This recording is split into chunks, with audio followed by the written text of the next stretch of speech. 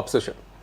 ஒரு நல்ல மனோதத்துவ நிபுணர்கிட்ட இந்த படத்தை பற்றி டிஸ்கஸ் பண்ணணும்னு ஆசைப்படுறேன். ஒரு சில படங்களுக்கு மட்டும்தான் இப்படி தோணும். காயம், ரத்தம், ஒரு சில சீனில் பயப்பட வைக்கும் பின்னணி இசை, இதெல்லாம் எக்ஸ்க்ளூட் பண்ணிட்டா இது ஒரு பொயட்டிக் மூவி. இப்படி ஒரு காதலிக்கிட்ட மாட்டிக்கிறதுக்கு பதிலாக ஃபார் எவர் சிங்கிளாகவே இருக்கலாம் அப்படின்னு ரிவ்யூ போட்டிருந்தாங்க. நானும் அதே மனநிலையில் தான் நினச்சேன். பட் நான் நேசித்த சில காதலிகளும் அவங்களோட பழகினதை வச்சு என்னோட அனுபவங்களும் அண்ட் அவங்க பாயிண்ட் ஆஃப் வியூவில் கொஞ்சம் பார்க்கலாமா?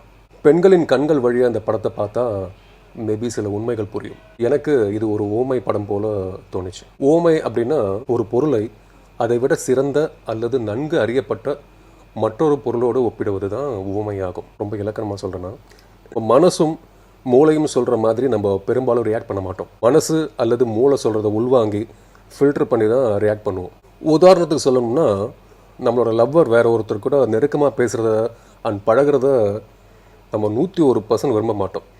அதே தான் பெண்கள் சுபாவமும். அவங்க நல்ல நண்பர்களாக கூட இருக்கலாம், பட் அவங்க மனசுக்கு அது காரணமெல்லாம் தேவையில்லை. மனசுக்குள்ள கோபம் அனலாக கொதிக்கும், இருந்தாலும் வெளியில் அவங்க ரொம்ப கூலாக பிஹேவ் பண்ணுவாங்க. நான் இதை ஃபில்ட்ரேஷன் வேர்ஷன் ரியாக்ஷன்னு அடையாளப்படுத்திக்கிறேன். பொதுவாக நம்ம பார்க்குற காதல் படங்கள் ஃபில்ட்ரேஷன் வேர்ஷன் ரியாக்ஷன் ரக காதல் கதைகள் தான்.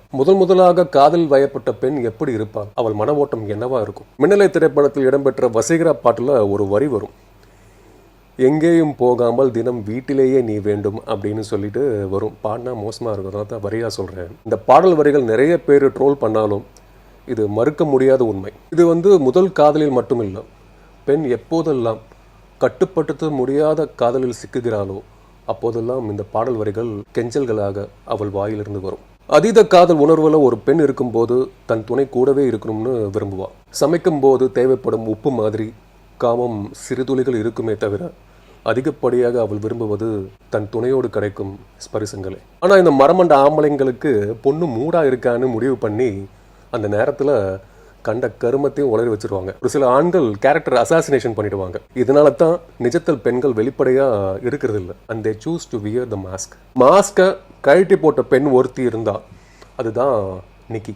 அவ இயற்கையா காதல் வயப்படவில்லை. காதலை சொல்ல துளி கூட தைரியம் இல்லாத ஒரு ஆணின் விருப்பத்திற்கு பலியானவள் தான் இந்த நிக்கி. பெண்களின் ஆழ்மனதில் ஊற்றெடுக்கும் காதலை ஹேண்டில் பண்ண தெரியாத ஆண்கள் இல்லைன்னு சொல்ல மாட்டேன். ஆனா அதிகப்படியான ஆண்களுக்கு இதை ஹேண்டில் பண்ண தெரியாது. இந்த படத்தில் வரும் ஹீரோ பியர் மாதிரி இந்த உலகத்துல யாருமே நேசிக்காத அளவுக்கு நிக்கி என்னை நேசிக்கணும்னு விருப்பப்பட்டான். ஆண்களுக்கு ஒரு ஹேபிட் இருக்கு, பிடிச்சது ஈஸியா கிடைச்சிட்டா அவங்களுக்கு அது மேல உள்ள நாட்டம் போயிடும்.